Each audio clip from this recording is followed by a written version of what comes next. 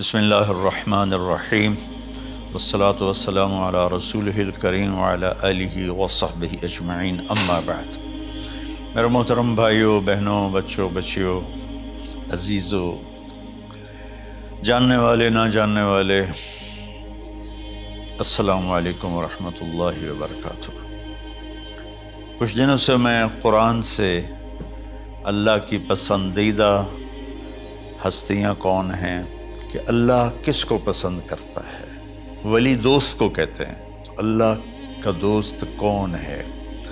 وہ یہ کوئی وراثتی چیز نہیں ہے کہ ایک بڑے اولیاء اللہ تھے تو اب ان کا بیٹا بھی انہی جیسا ہوگا۔ ہمارے یہاں وراثت چلتی ہے کہ بڑے بزرگ کا بیٹا بھی بزرگ بن جاتا ہے، چاہے وہ کلین شیو ہو، وہ لوگ اس کے پاؤں چوم رہے ہوتے ہیں، جہالت ہے۔ تو آج میں تھوڑا سا سورہ بنی اسرائیل ہے، اس میں بھی سارے اخلاق بیان ہوئے۔ میرے بھائی بہنوں، ایمان لانے کے بعد انسان بنتا ہے، اور اس کے بعد اس کی قیمت، اس کا بڑا پن، اس کی وجاہت، اس کی شرافت وہ پیسوں سے نہیں ہوتی۔ پیسوں سے انسان مالدار تو ہو جاتا ہے، بڑا نہیں بنتا، بڑا نہیں بنتا۔ ہمارا علم غلط ہو گیا۔ بڑا بڑا بندہ جے بولدیاں 3 ملن، یہ 200 مربع، یہ نوابہ فلانا ہے، نوابہ فلانا ہے۔ میرے بھائیو، یہ بالکل غلط علم ہے۔ بڑا وہ ہے جسے اللہ پسند کرے، بڑا وہ ہے جو میرے نبی کی زندگی کے پیچھے چلے، بڑا وہ ہے جس سے اللہ تعالیٰ راضی ہو جائے، باقی سب چھوٹے چھوٹے ہیں۔ تو آج ایک تیسری جگہ سے میں کچھ باتیں قرآن سے عرض کروں گا جن کا تعلق ہمارے ایمان سے بھی ہے، اخلاق سے بھی ہے۔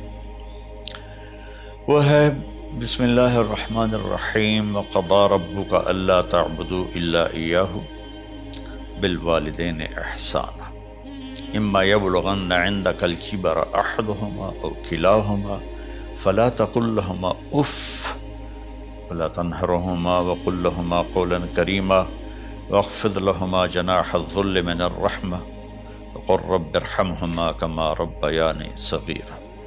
یہ بہت بڑا مضمون ہے۔ اللہ نے قرآن بھر دیا والدین کے خدمت کے لیے، والدین کی اطاعت کے لیے، والدین کی ماننے کے لیے۔ پہلا جملہ ہے اور تیرے رب نے فیصلہ کیا، ایک مطلب۔ دوسرا، اور تیرے رب نے حکم کیا کہ بندگی صرف اللہ کی ہے، بندگی صرف اللہ کی ہے۔ عبد اسے کہتے ہیں جو ہر بات پہ سر جھکا دے، عبد اسے کہتے ہیں جو ہر بات پہ بچھ جائے، اس کو عبد کہتے ہیں۔ تو اللہ کہہ رہا ہے میرے بندو، میرا ایک فیصلہ ہے اور میرا ایک حکم ہے، میرے سوا نہ تمہارا ہاتھ کسی کے آگے پھیلے، نہ تمہاری گردن کسی کے آگے جھکے۔ ایک دوسرے سے مدد لینا، اس کو ایک دوسرے کی تعاونوں میں آ جاتا، تعاونوا علی البر والتقوی، ایک دوسرے کا ساتھ دو، ایک دوسرے کی مدد کرو۔ میرے نبی قرضہ اٹھاتے تھے۔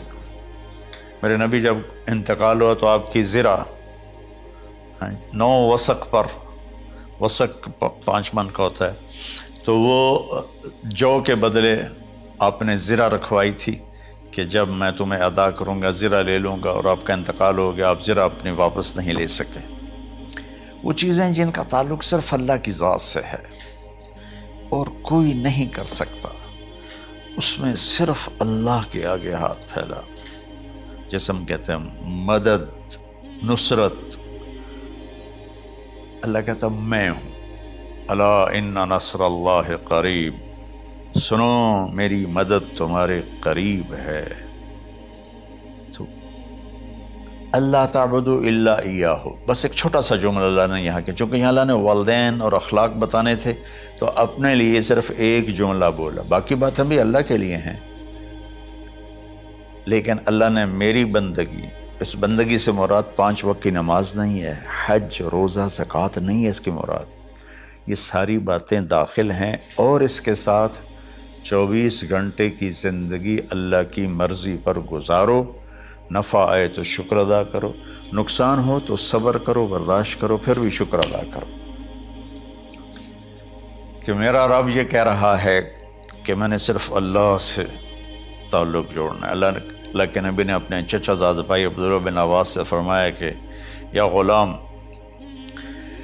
اے نوجوان، اسی کا بکلمات فاحفظہ، میں تمہیں چند باتوں کی وصیت کرتا ہوں، کیا؟ احفظ اللہ،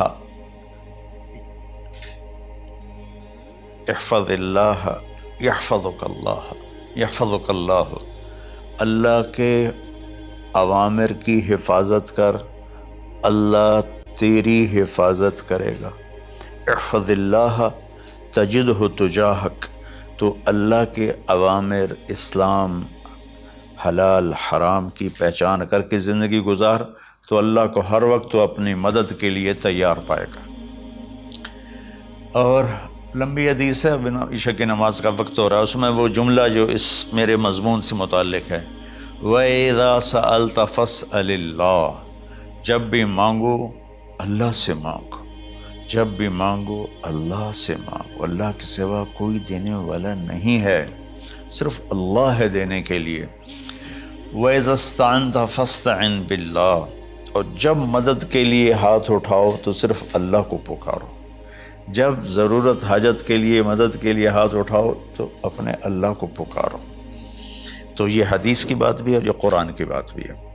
اس کے بعد آگے اللہ کہتا ہے وَبِالْوَالِدَيْنِ إِحْسَانًا، اور اپنے والدین کے ساتھ احسان کرو۔ احسان کا کیا مطلب ہے؟ اللہ آگے اسی کی تشریح کر رہا ہے۔ ویسے احسان کا مطلب عربی میں ہوتا ہے، یہ جو ہمارا اردو کا احسان ہے، میں تیرے تو احسان کیتا تو ہوں میں نالے کی کر رہے ہیں، یہ بھی مطلب ہے، لیکن احسان کا اصل مطلب ہوتا ہے، احسان حسن سے ہے، حسن، حسن سے الف، 2 الف ملے اور احسان بن گیا۔ احسان کا مطلب ہوتا ہے کسی بھی کام کو جو دنیا کا ہے، دین کا ہے، اسے انتہائی خوبصورت طریقے سے کرنا۔ جیسے کسی دلہن کا میک اپ ہوتا ہے نا، تو 5-6 گھنٹے 4 گھنٹے کے بعد وہ کہتی ہے، جو ہوتی ہے اس کا میک اپ کرنے والی، کہ جی بس یہ مکمل ہو گیا ہے اور اب اس سے آگے نہیں ہے۔ تو آخری انتہا، اچھائی کی آخری انتہا پر پہنچ کے کام کرنے کو احسان کہتے ہیں۔ تو میرا اللہ کہہ رہا ہے، میرے بندو، اپنے والدین کے ساتھ وہ کرو کہ جو بھلائی کی، خدمت کی، ماننے کی آخری حد ہے۔ سبحان اللہ۔ وبالوالدین احسان، بالوالدین پہلے ہے، احسان بعد میں ہے۔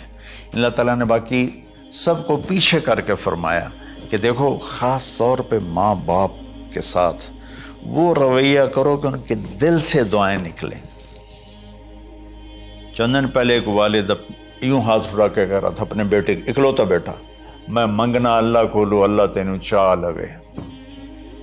باپ بیٹے کے لیے یہ دعا مانگ رہا تھا، اور بیٹا اکیلا ہے، یہ بد دعا باپ کر رہا تھا۔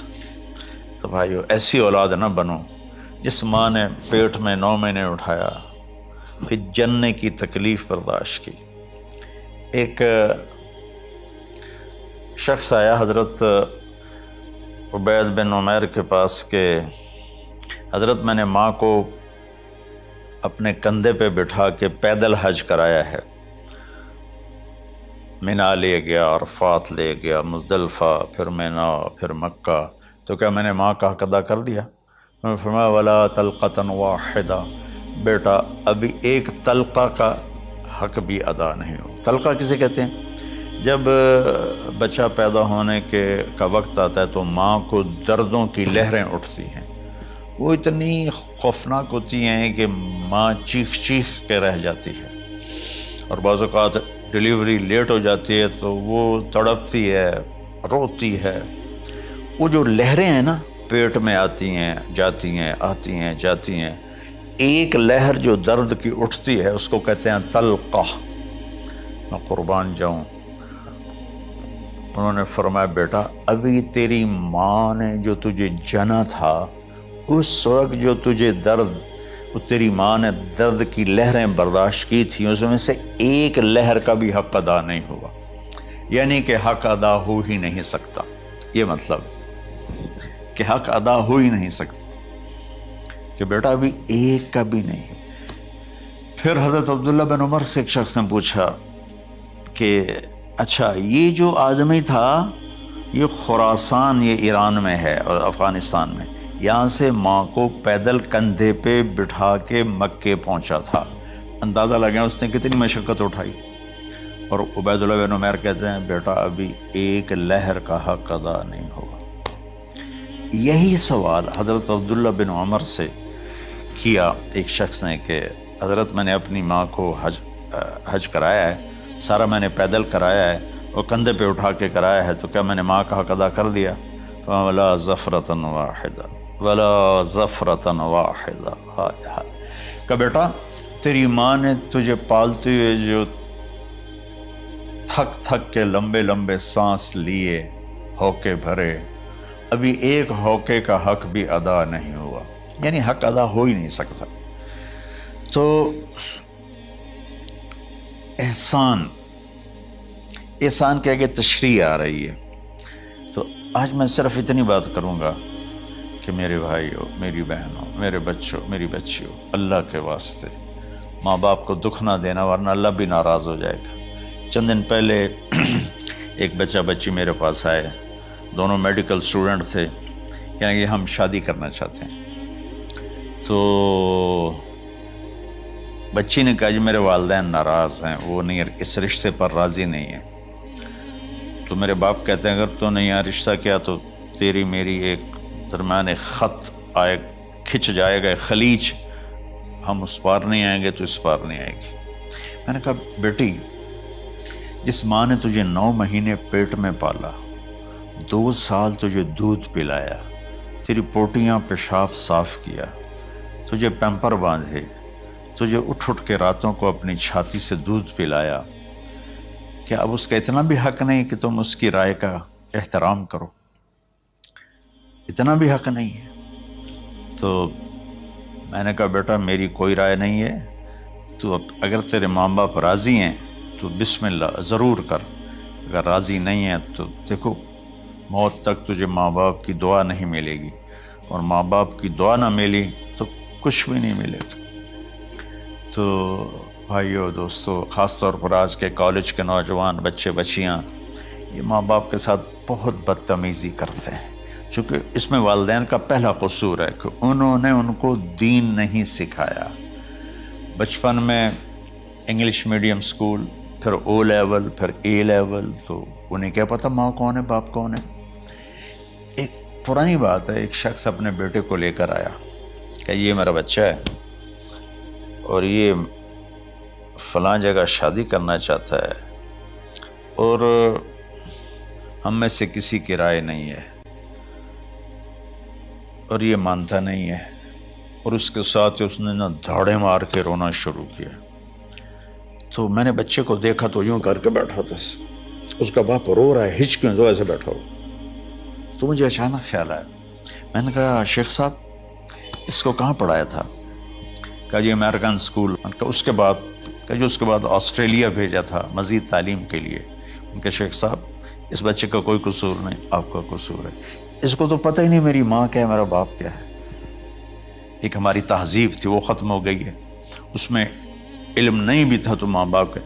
میں نے اپنی آنکھوں سے دیکھا، میں نے اپنے دادا کو دیکھا لیکن مجھے یاد نہیں، لیکن جو میرے دادا کے چھوٹے بھائی تھے ان کو میں سنبھلتا ہوں، ان کو میں نے دیکھا ہے، 3ری 4تھی جماعت تک میں تھا۔ 61 میں ان کا انتقال ہوا، میری 9 سال عمر تھی، تو 8 سال۔ ان کے بیٹے جوان تھے، اور ڈیرے میں جب وہ بیٹھتے تھے تو ان کے بچے ان کے سامنے نہیں بیٹھتے تھے، ان کی پیٹھ کے پیچھے بیٹھتے تھے۔ اتنا ادب، حالانکہ چاروں کے چاروں دین نہیں جانتے تھے، تہذیب تھی، ثقافت تھی، جو آج کی تہذیب نے ہم سے سب کچھ چھین لی۔ اب بھی آپ جاؤ بیٹا تھر پارکر میں گیا ہوں 2-3 دفعہ، اور وہاں مسلمان نہیں، ہندو عورتیں جب گاڑی گزرتی ہے تو گھونگھٹ کو نیچے کر لیتی ہیں، اپنا چہرے کو فوراً چھپا لیتی ہیں۔ تو خیر بہرحال میں نے کہا شیخ صاحب اس بچے کا قصور نہیں، آپ کا قصور ہے۔ تو میرے بچوں، اپنے ماں باپ کو خوش کرو، راضی کرو، ان کا راضی ہونا اللہ کی رضا ہے۔ میں اس کی تفصیل انشاءاللہ آگے بتاؤں گا، آج میں صرف اتنا ہی میں نے تمہید باندھی ہے کہ ماں باپ کا کیا مقام ہے، ان کی کیا عزت ہے۔ ایک شخص آیا، یا رسول اللہ میرا باپ میرے پوچھے بغیر میرا مال خرچ کر لیتا ہے۔ آپ نے کہا بلاؤ، چونکہ بچے کا ذاتی مال اگر ہو تو شرع کے لحاظ سے باپ پوچھ کے استعمال کرے، بغیر پوچھے استعمال نہ کرے۔ جب اسے پتہ چلا کہ میرے بیٹے نے شکایت کی ہے، تو عرب کی شاعری تو مشہور تھی، انہیں دل میں کچھ اشعار پڑھے۔ جو آیا تو جبریل پہلے آ گئے، یا رسول اللہ، اللہ تعالیٰ کہہ رہے ہیں آپ اس سے پوچھیں وہ شعر بتاؤ جو تیرے کانوں نے تو نہیں سنے، تیرے دل میں آئے تھے اور اللہ نے سن لیے۔ تو اللہ کے نبی نے فرمایا بھائی تیرا انشاءاللہ کیس سنتے ہیں، لیکن پہلے وہ شعر سناؤ جو تم نے تو نہیں کہے زبان سے پر اللہ نے سن لیے ہیں۔ تو پھر اس نے وہ اشعار پڑھے، اور اس کے آگے کیا ہوا یہ میں انشاءاللہ اگلے کلپ میں بتاؤں گا کہ باپ کا کیا مقام ہے، ماں کا کیا مقام ہے۔ السلام علیکم ورحمۃ اللہ۔